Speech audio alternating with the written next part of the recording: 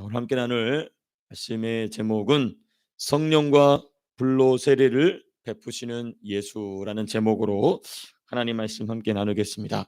성령과 불로 세례를 베푸시는 예수님. 확실히 그렇습니다. 우리 예수님은 성령으로 세례를 베풀어 주시는 분이십니다. 불로 세례를 베풀어 주시는 분이십니다. 여러분 간절한 마음으로 사모하셔서 날마다 하나님 내가 불로 살아가게 하여 주시옵소서. 불의 세례를 내려 주시옵소서. 성령의 불의 세례를 내려 주시옵소서. 부어 주시옵소서. 충만케 하여 주십시오라는 간절한 고백이 저와 여러분들의 기도의 중요한 기도 제목, 핵심 기도 제목 되실 수 있기를 주님의 이름으로 축복합니다. 자, 근데 이 세례 요한이 예수님은 성령과 불로 세례를 베푸시는 분이시다라는 말이 어떤 맥락에서 나오게 되었는가는 우리가 이제 오늘 본문 말씀을 통해서 좀 살펴봐야 합니다. 그래서 오늘 본문을 7절에서부터 14절까지 먼저 좀 살펴보시겠습니다. 그리고 나서 15절에서부터 17절까지만 살펴보도록 하겠습니다. 18절에서부터 20절까지는 생략하겠습니다.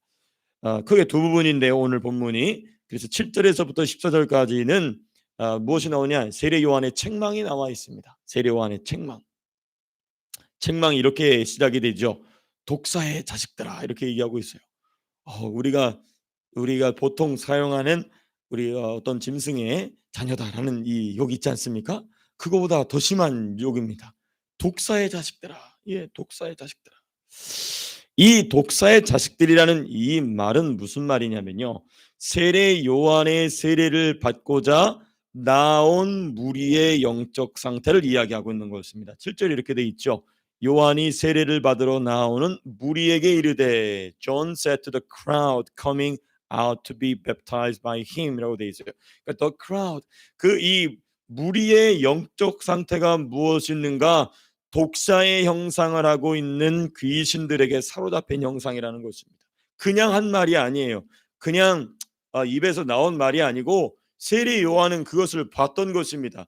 저 무리들을 붙잡고 있는 귀신들의 형상이 어떤 형상인가? 예, 그것을 우리가 이 세례 요한이 분명히 보았음을 이 말씀을 통해서 우리는 알 수 있게 되는 것입니다. 저는 이 말씀에 100% 공감합니다. 100% 공감해요. 우리 돌아가신 분이시지만 박영래는 알아주는 깡패였지만 나중에 어쩌어찌하여서 복음을 받아들이고 복음을 받아는 참 기가 막히게 복음을 받아 예수님이 직접 전도하세요. 어떻게 전도하시냐면 너가 죽으면 어디로 갈지를 보여주십니다. 그리고 나서 이 지옥과 천국을 보면서 이제 예수를 믿게 되고 그러는데 그렇게 이제 예수를 믿는 일을 위하여서 열심히 주를 섬기는데 기도하면은 기도하다가 눈을 떠서 사람들을 보면은 사람이 다 뱀으로 다니는 거예요. 그리고 다시 눈을 씻고 보면은 사람의 형상으로 다니는 것입니다. 이게 뭐냐? 각 사람이 하나님께 이 하나님의 복음, 예수 그리스도의 복음을 받지 않은 상태가 어떤 상태냐? 또 복음을 받았어도 복음에서 멀리 떨어진 사람들의 영적 상태가 어떠하느냐? 지금 요한이 얘기한 것처럼 본인도 모르게 귀신에게 사로잡힌 상태로 살아간다는 것이죠. 어제 우리가 로마서 7장의 말씀처럼 본인도 모르게 자기 안에 거하는 악에 사로잡혀서 살아간다는 것이죠. 그러나 참 우리 중요한 부분이 무엇인가? 그럼에도 불구하고 이들이 복된 이유가 있습니다. 이 세례 요한에게 독사의 자식들아라는 아주 인격 모독이나 다른 바 없는 책망을 받았음에도 불구하고 이들이 복된 이유가 무엇인가? 세례 요한의 선포를 듣고 그 앞으로 나아왔다는 점입니다. 이 부분이 참 중요해요. 이 주님 오실 길을 예비하라는 어제 선포의 말씀 배우지 않았습니까? 그 말씀을 듣고 저 말이 무슨 말인가 하고 나오는 자에게 세례 요한이 비록 너무나도 강력한 책망을 했으나 이들에게는 복된 것입니다. 왜 복된 것이냐? 내가 독사의 자식이구나. 내가 독사와 같은 귀신에게 사로잡혀 있는 처절한 영적 상태를 가지고 있구나라는 것을 알게 되었다는 것입니다. 이게 복된 것입니다. 이 요한의 세례 요한의 선포하는 말씀을 들었고 그렇기 때문에 이들은 요한에게 세례를 받음으로 귀신에게로부터 해방될 수 있었던 것입니다. 이게 복된 성도의 모습인 것입니다. 복된 성도의 모습. 우리 주님도 그러셨죠. 내가 이 귀한 복을 이방의 개들에게는 줄 수 없다라고 얘기했을 때에 그 여인이 뭐라고 얘기합니까? 그렇습니다. 그렇습니다. 말하면서 뭐라고 얘기하냐면 그러나 개들도 주인의 상에서 떨어지는 음식을 먹지 않습니까? 자기를 개로 낮춥니다. 겸손히 낮추면서 주님 앞으로 나온 그 여인은 큰 복을 받게 되죠. 마찬가지입니다. 세례 요한에게 독사의 자식들이라는 책망을 받았음에도 불구하고 이 무리들은 자존심 상해하지 아니하고 오히려 나중에 보면은 뭐라고 얘기하면 10절에 이렇게 하죠. 무리가 물어 이르되 그러면 우리가 무엇을 하리이까? 겸손히 물어보는 자들이 큰 복을 받는 자들입니다. 자, 그럼 이제 이 본문 말씀 우리가 좀 차곡차곡 이제 7절부터 살펴보게 되면 그러면 성도는 우리 이제 중요한 첫 번째 우리가 진리를 발견하게 됩니다. 그러므로 성도는 어떻게 해서든지 예배 현장으로 나와야 한다는 것입니다. 어떻게 해서든지 예배 현장으로 나와야 된다. 두 번째, 예배 현장으로 나오면 반드시 영적인 상태가 드러난다. 내 영적인 상태. 설교하는 목사도 그렇습니다. 설교하는 목사도 설교하면서 자기의 영적 상태를 발견하게 됩니다. 아하, 내가 이 부분에 아주 더러운 부분이 있었구나 하는 것을 설교하면서도 발견하게 되는 것이죠. 어찌됐든 예배 현장으로 무조건 나와야 된다. 두 번째, 영적 상태가 드러나게 되어 있다. 그 영적 상태가 드러나야 유익이다. 네, 영적인 상태가 드러나야 유익이다. 이때 여러분 당황하거나 놀라지 않고 또 더 중요한 것 자존심 상해하지 않고 진실한 감사로 우리의 주님을 감동시켜 드리시길 바랍니다. 그럼에도 불구하고 너가 나에게 감사하는구나. 그럼에도 불구하고 그럼에도 불구하고 세 번째 첫 번째 뭐였냐면 어찌든지 예배 현장으로 나와야 된다. 두 번째 영적 상태가 드러나야 유익이다. 세 번째 영적 상태를 세례 요한처럼 볼 수 있는 신앙 실력까지 자라나시길 바랍니다. 중요해요. 너무너무 중요합니다. 늘 내가 치료만 받고 늘 나 혼자의 영적 상태가 발견돼서 나 혼자만 감격을 누리는 것이 아니라 이제는 누군가를 향한 세례 요한이 되시길 바랍니다. 누굴 향한 그렇죠. 우리 지금 태연이가 아멘 했어요. 네, 유일하게 아멘 했어요. 고마워요, 태연아. 넌 주님이 그렇게 사용하실 거야. 네. 네, 그렇습니다. 이 세례 요한처럼 누군가의 영적인 상태를 분별하여서 그 사람을 예수의 피의 복음으로 예수의 사랑으로 섬겨 줄 수 있는 그런 세례 요한처럼 쓰임 받게 되시길 바랍니다. 자기부터 먼저 돌아봄으로써 누군가의 영적 상태를 보여줄 수 있는, 드러내줄 수 있는, 알려줄 수 있는 그런 사람을 주님께서는 길러내시기 위하여서 이 말씀을 우리에게 주시는 것이죠. 그리고 8절에 중요한 얘기를 합니다. 독사의 자식들아라고 얘기해 놓고 8절에 가면 그러니까 이 세례 요한도 애정이 있는 것입니다. 이 무리를 향한 애정이 있는 것이죠. 사랑이 있는 것입니다. 그러므로 회개에 합당한 열매를 맺으라 이렇게 얘기해요. 세례 요한은요 지금 이들에게 회개의 기회를 주고 있습니다. 7절을 보시게 되면 세례 요한의 말이 두 종류예요. 독사의 자식들아라는 책망과 더불어서 중요한 이야기가 7절 후반부에 있거든요. 누가 너희에게 일러 장차 올 진노를 피하라 하더냐. Who want you to flee from the coming wrath라고 돼 있어요. 이게 뭐냐면 너희는 하나님으로부터 내려올 진노를 피할 자격이 없다라고 얘기하고 있어요. 그런데 8절에 뭐라고 얘기합니까? 그러므로 회개하라 이야기하고 있어요. 회개할 자격이 없는 자들, 하나님의 진노를 피할 자격이 없는 자들인데 회개라고 얘기합니다. 여기서 우리는 뭘 느끼게 되느냐? 중요한 두 가지를 발견하게 됩니다. 비록 독사처럼 보이는 귀신에 사로잡힌 무리지만 요한은 그들을 향한 애정으로 가득했다. 그들을 향한 사랑으로 가득했다는 것이에요. 귀신에 비록 사로잡혀 있으나 그들을 향한 애정에 가득한 이 사람이 누구냐? 세례 요한이었다. 두 번째, 하나님 보시기에 이들은 회개할 기회조차도 없는 이들이었지만 요한 때문에 하나님은 이들에게 회개할 기회를 주셨다는 거예요. 여러분 이게 그래서 저와 여러분들이 세례 요한이 되어야 될 이유가 여기에 있는 것입니다. 누군가는 이미 하나님께로부터 버림받은 자예요. 그 사람은 이제 지옥으로 갈 사람입니다. 그 사람은 구원을 받되 벌거벗은 것처럼 구원받을 사람이었어요. 그런데 누구 때문에? 저와 여러분들 때문에 회개의 기회가 누군가에게 다시 주어지게 되는 것, 다시 주어지게 된다는 것입니다. 너무너무나 중요한 것이죠. 이게 바로 이제 우리의 순서다라는 것입니다. 자, 근데 여기서 이제 이 회개에 합당한 열매는 크게 두 가지로 나눠집니다. 두 가지를 이제 이 8절에서부터 14절 쭉 풀어서 이야기해요. 회개에 합당한 열매는 크게 두 가지로 나눠져 있는데 그걸 이제 요한이 8절에서부터 14절까지 쭉 풀어서 이야기합니다. 이 회개에 합당한 열매는 두 개입니다. 첫 번째, 하나님이 받으시는 회개가 있고, 그리고 두 번째는 하나님이 받으시는 회개에 걸맞는 삶의 변화입니다. 그게 이제 합당한 열매죠. 이 두 가지로 나는 이게 이제 하나님 받으시는 참된 회개인데, 첫 번째 하나님 받으시는 이 회개가 무엇인가? 이 요한이 핵심을 얘기합니다. 이 무리가 악한 죄를 저지르면서 독사와 독사의 형사라고 하고 있는 귀신에게 붙잡혀 있었던 아주 핵심적인 영적 원인을 8절에서 이야기합니다. 우리 8절 말씀 같이 한번 읽어보겠습니다. 시작. 그러므로 회개에 합당한 열매를 먹고 속으로 아브라함이 우리 조상이라 말하지 말라. 내가 너희에게 이르노니 하나님이 능히 이 돌들로도 아브라함의 자손이 되게 하시리라. 이 무리가 독사 귀신의 자식들이 된 영적 원인이 뭐냐? 자기 신앙에 대한 착각입니다. 자기 신앙에 대한 착각.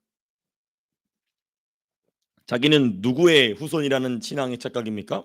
나는 아브라함 자손이다. 아브라함과 이삭과 야곱의 위대한 신앙의 후손이기 때문에 난 괜찮아 하고 있는 것입니다.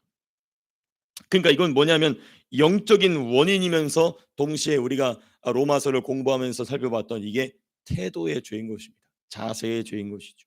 여기로부터 유대인들의 모든 죄가 출발하고 있던 것입니다. 그래서 세례 요한은 딱 보자마자 바로 어디부터 회개해야 되느냐?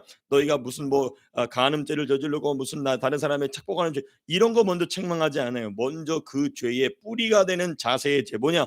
나는 아브라함의 후손이기 때문에 괜찮아. 라고 하고 있는 그 착각의 신앙을 깨트립니다. 착각의 신앙. 그러니까 아주 구체적으로 회개할 내용이 무엇인지를 세례 요한이 이야기하고 있습니다. 여러분 이 착각은요 귀신이 머물기가 너무 좋은 장소입니다. 바로 이 자세, 태도의 죄인데 다윗 보십시오. 착각의 죄. 나는 괜찮다. 나는 왕이기 때문에 더 이상 나가서 전쟁할 필요가 없다. 라는 그 착각 속에 악한 영이 틈타서 그로 하여금 죄를 저지르게 하죠. 하나님의 섭리 안에서. 여러분 이게 참 중요합니다. 이 착각을 깨트린다는 것 너무너무나 중요한 것입니다. 이 착각을 깨트린다는 것은 가장 어려운 게 자기의 착각을 깨트리는 거겠죠. 자기의 착각을 깨트리는 것. 그러나 이제 우리는 자기의 착각을 깨트리는 것뿐만 아니라 또 다른 누군가를 말씀으로 섬겨야 될 책무가 목사에게만 있는 것이 아니라 여러분들에게도 있습니다. 그럼 이제 여러분들이 그런 현장에서 누군가를 섬길 때 이런 부담이 찾아오실 것입니다. 이것을 알고 이것을 말해야 할 선지자적 사명의 무게감을 느끼시게 되실 것입니다. 그때에 포기하지 마시고 기도로 예수의 마음으로 사도 바울이 이때 어떻게 했을까? 사도 바울은 어떻게 했을까? 그 위대한 하나님의 종들은 어떻게 했을까라는 마음을 가지고 누군가를 하나님의 옳은 길로 옮겨 놓으실 수 있는 귀한 말씀 사역자들 되시길 축복합니다. 이게 너무너무나 중요한 거예요. 그 착각을 깨트리는 일은 눈물의 기도 없이는 불가능한데 우리가 지난주인가요? 우리 한두 달 전에 말씀 나누면서도 누군가를 위하여 대신 눈물 흘려 줌으로써 그 일을 깨트려 나가는 것. 그게 이제 우리가 해야 될 일인 것이죠. 어찌되었든 우리 본문 말씀을 좀 돌아와서 이 지금 이 자세의 죄, 태도의 죄가 무엇이냐? 아브라함의 후손이기 때문에 우리는 괜찮다라는 그것부터 회개하라 해놓고 그것만 얘기하지 않고 그리고 10절에서부터 14절까지 매우 구체적인 삶의 변화를 요구합니다. 10절에서부터 14절 쭉 보시면 이거 우리가 나중에 누가복음을 공부하면서 하나하나 좀 살펴보겠지만은 다 무엇과 연결되어 있냐면 다 물질과 연결되어 있어요. 10절에 무리가 물어 이르되 그러면 우리가 무엇을 하리까? 참 지혜로운 질문이죠. 오케이 우리가 아브라함의 자손이라는 그 착각 때문에 이 모든 죄가 출발했으면 인정할 뿐만 아니라 그러면 이제 우리의 삶 속에서는 구체적으로 어떻게 해야 됩니까? 그리고 나서는 이제 두 벌 있는 자는 없는 자에게 한 벌을 나눠주고 먹을 것인 자도 그러고 세리도 그렇고 또 군인들도 그렇고 전부 무엇과 직결되어 있냐면 물질과 연결되어 있어요. 더 쉽게 얘기하면 돈과 연결되어 있다는 것입니다. 먹고 사는 문제와 직결되어 있는 것입니다. 예를 들면 세리 같은 경우는 세리를 12절 보시면 세례를 받고자 하시되 선생님 우리는 무엇하리까? 부과된 것 외에는 거두지 말라. 그러면 이 세리는요 먹고 사는 게 없어져 버리는 것입니다. 왜냐하면 로마 시대에 이 유대인들에게 어떻게 세금을 징수하게 했냐면 세리들로 하여금 만약에 100만 원을 세금을 걷으라고 그랬으면은 100만 원만 걷는 게 아니라 이 세리는 150만 원을 걷는 거예요. 그래서 150만 원 중에 50만 원은 자기 월급을 자기가 얻는 겁니다. 그러니까 유대인들이 이 세리를 볼 때 죽이고 싶은 거예요. 로마인들에게 세금을 바치는 것도 싫은데 이 로마인들이 부과한 세금 이상으로 가져가는 돈은 전부 세리에게로 들어가니까. 그러니까 이 세리들이 몹시 이 분노의 대상이었습니다. 근데 지금 요한이 뭐라고 얘기하냐면 부과된 것 외에는 이 징수하지 말라는 얘기는 뭡니까? 더 이상 먹고 사는 문제를 이 백성들에게 세금을 부과함으로 가져오지 말라는 거예요. 그러니까 이제 완전히 먹고 사는 문제가 끊어져 버리는 것이죠.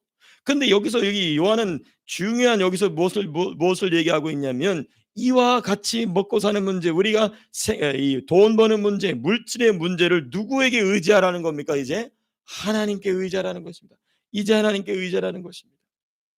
매우 구체적인 삶의 변화를 요구하고 있는데 특별히 요한은 의도적으로 먹고 사는 문제, 왜냐하면 다 거기서 죄가 발생하거든요. 다 그 문제 때문에 사람들이 타협하게 되고 거기서 타락하게 되는 것이죠. 근데 요한은 그것을 아주 구체적으로 이야기함으로써 이 자세의 죄, 태도의 죄가 현상의 죄로 발생하지 않도록 아주 명확하게 지도하고 있는 것입니다. 그러므로 생각과 마음과 입으로 하는 회개 너무나 중요합니다. 이 회개는 내 자세의 죄, 태도의 죄가 무엇인지를 성령으로 깊이 찾아 들어가시고 또 잘 모르겠으면 나보다 앞서 있는 영적 리더십들에게 내가 가지고 있는 태도의 죄가 무엇입니까? 물음으로써 또 그런 회개의 기회가 우리에게 꼭 있어야 되는 것입니다. 또 나아가서 생각과 마음과 입으로 하는 회개와 더불어서 삶의 변화, 이 참 중요합니다. 삶의 변화는요, 다시 죄를 짓지 않게 하기 위함도 있습니다. 다시 죄를 짓지 않게 함도 있죠. 더 중요한 건 무엇인가? 다시 악한 영에게 자리를, 공간을 내주지 않기 위한 결단과 노력입니다. 참 중요합니다. 이 부분. 다시 들어온다. 우리가 그 다시 들어온다는 것에 있어서는 우리 주님의 말씀처럼 나갔다가 몇을 데리고 들어왔다고 그랬죠. 7을 데리고 와서 더 악해졌다고 그랬어요. 그러므로 우리가 본질적인 회개, 자세와 태도에 대한 회개를 할 뿐만 아니라 실제적으로 우리의 삶 속에서 태도의 변화, 현상의 변화가 너무너무 중요하다. 이것이 같이 함께 짝을 이루어야 된다는 것을 우리는 이 말씀을 통하여서 발견하게 됩니다. 자, 그리고 누가는 의도적으로 이 일을 가능하게 하시는 성령의 사역을 이 맥락 가운데 넣어서 이야기합니다. 이 말을 듣고 이 세례 요한의 이러한 이 책망과 그리고 권면의 말씀을 듣고 백성들의 15절 보니까 이렇게 해요. 요한을 혹 그리스도이신가 심중에 생각하니. 그래서 이제 세례 요한이 이 맥락 안에, 그러니까 세례 요한이 책망과 권면의 말씀을 마친 뒤에 그리고 그 마무리로 성령의 세례와 성령의 불세례를 이야기를 하고 있는 것입니다. 그리고 나서 이제 아주 중요한 얘기를 합니다. 자기를 그리스도로 메시아로 오해할 수 있는 이들에게 그리스도를 알아보는 핵심적 기준을 가르쳐 줍니다. 핵심적 기준을 가르쳐 줘. 나는 메시아가 아니다. 그러나 참된 메시아, 참 그리스도께서는 무엇을 하시느냐? 바로 성령과 불로 세례를 베푸시는 그분이 메시아다. 그분이 그리스도다. 그러므로 너희는 그분에게 매달려야 한다. 그러므로 그분에게 매달림으로 내가 말한 삶의 중요한 지침들을 감당할 수 있는 능력을 받게 된다. 그게 바로 누구시냐? 성령의 세례와 불의 세례라는 것입니다. 그래서 이 세례 요한은요, 이 성령과 불로 세례를 베풀어 준다고 얘기해 놓고 17절에 아주 중요한 이야기를 합니다. 우리 17절 말씀 같이 한번 읽겠습니다. 시작. 손에 키를 들고 자기 타작마당을 정하게 하사 알곡은 곳간에 드리고 쭉정이는 꺼지지 않는 불에 태우시리라. 이게 무엇에 대한 얘기입니까? 열매예요. 열매. 합당한 열매에 대한 얘기를 다시 하고 있습니다. 왜냐하면 8절 보시면 이렇게 얘기하고 있죠. 7절에서 보면은 너희 독사의 자식들아 해놓고서는 책망해 놓고 8절에 이렇게 얘기합니다. 회개에 합당한 열매를 맺으라고 이야기합니다. 그리고 오늘 이 요한 설교의 맨 마지막 부분에도 열매에 대한 얘기를 하고 있어요. 그러니까 지금 이 두 대화는 이 책망에 대한 얘기와 성령의 세례, 불의 세례한 얘기는 따로 분리되어 있는 말이 아니라 하나로 연결되는 말인 것입니다. 하나로 연결되는 말인데 그럼 우리로 하여금 참된 회개의 열매를 맺도록 임하시는 분이 누구시냐? 그게 성령이시고 그 성령이 성령으로 또 불세례로 그걸 부어주시는 분이 누구시냐? 그게 예수님이시라는 것이죠. 이게 바로 성령의 세례와 불의 세례의 너무나도 중요한 필요성인 것입니다. 세례요한은 그러므로 회개와 그에 합당한 열매를 맺되 부실한 열매가 아닌 좋은 열매를 맺으라고 얘기하고 있어요. 좋은 열매를 맺으라. 그리고 이 좋은 열매를 맺는 힘은 너희의 힘으로 되지 아니하고 누구의 힘으로 된다? 성령의 힘으로 된다. 오직 성령의 세례를 통하여만 그것이 시작이 된다라고 하고 있어요. 예. 그러니까 지금 세례요한은 그래서 17절에서 경고하고 있는 것입니다. 열매가 없는 자에 대한 주님의 심판이 무엇인가? 곧 이 얘기는 뭐냐면 성령의 세례의 목적이 무엇인지를 우리가 볼 수 있다는 것입니다. 그래서 여러분 우리가 이 바울 서신을 공부해 보면 요즘 특별히 우리 성도님들께서도 공감하면서 말씀해 주셨지만은 이 바울의 율법이 쭉 나오지 않습니까? 그 바울의 율법을 보게 되면 그거 우리 힘으로 안 되는 일입니다. 그 우리 힘으로 안 돼요. 그러니까 반드시 여기는 무엇을 전제하고 있느냐? 오직 성령의 세례와 그 불의 성령의 불세례의 역사가 없이는 안 된다는 것을 우리는 이 누가복음의 복음서뿐만 아니라 서신서를 기록한 바울과 사도들과 동일하게 우리는 것을 발견하게 되는 것이죠. 그러므로 우리는 이제 말씀을 맺으면서 중요하게 생각해야 될 것은 무엇인가? 말씀을 실천할 수 있는 힘, 말씀을 실천할 수 있는 힘, 내 자아를 깨뜨릴 수 있는 힘, 내 속사람이 내 인생을 주도할 수 있는 힘, 그것은 무엇으로부터 나온다? 오직 성령의 세례와 성령의 지속적인 충만. 여러분 그 성령의 충만을 받으라는 얘기는 반복형입니다. 수동형이지만 동시에 반복형이에요. 성령의 충만을 받으라. 에베소 교회에서는 왜 성령의 세례를 받으라고 얘기하지 않고 성령의 충만을 받으라고 얘기했을까요? 왜냐? 사도행전에 보게 되면 에베소 교회는 성령 세례로 출발이 되거든요. 그렇기 때문에 성령 세례는 이미 받았기 때문에 무엇이 필요하냐?